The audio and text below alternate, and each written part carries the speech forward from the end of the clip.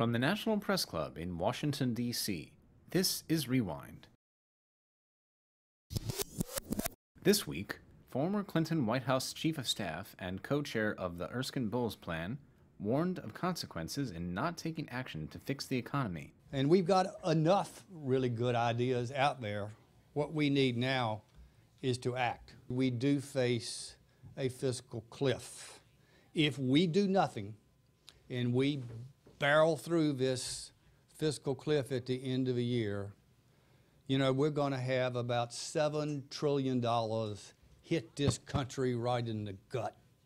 And that is crazy because the effect of that will be somewhere between 1 and 2.5% of GDP, and that is enough to put our country back into a recession.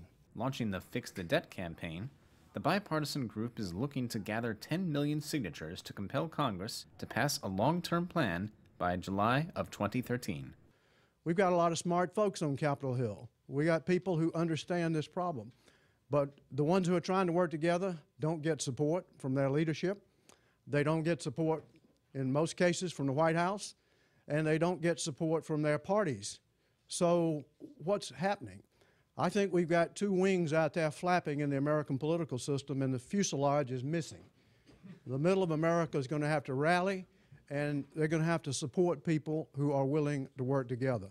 During a luncheon, the CEO of U.S. Airways elaborated on the many benefits a merger he is seeking with American Airlines would produce for employees of both companies. It's good for the employees of both airlines, and one that will provide for both companies the ability to have an airline that has job security that neither airline can provide today. You create a stronger airline that allows for more job security. The fact that the two networks are able to produce revenues that neither of us can produce together by combining those networks and generating more revenues allows us to pay more. And all those things are great for the employees of both companies and why we have the employee support. At a second luncheon, a distinguished cardiac surgeon and the chief executive of the Cleveland Clinic pinpointed the two most rapidly evolving health issues that affect our lives. The thing that concerns me, quite frankly, is the epidemic of autism. Now it's 1 in 88 live births.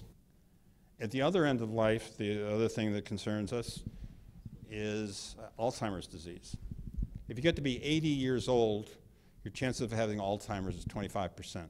The implications of those two things at the beginning and the end of life are stunning. And until we begin to identify whether it's an environmental factor or just other factors and begin to deal with those, is going to put a huge burden on the cost of health care both in the United States and around the world. From the National Press Club in Washington, D.C., this is Rewind. I'm Tom Risen.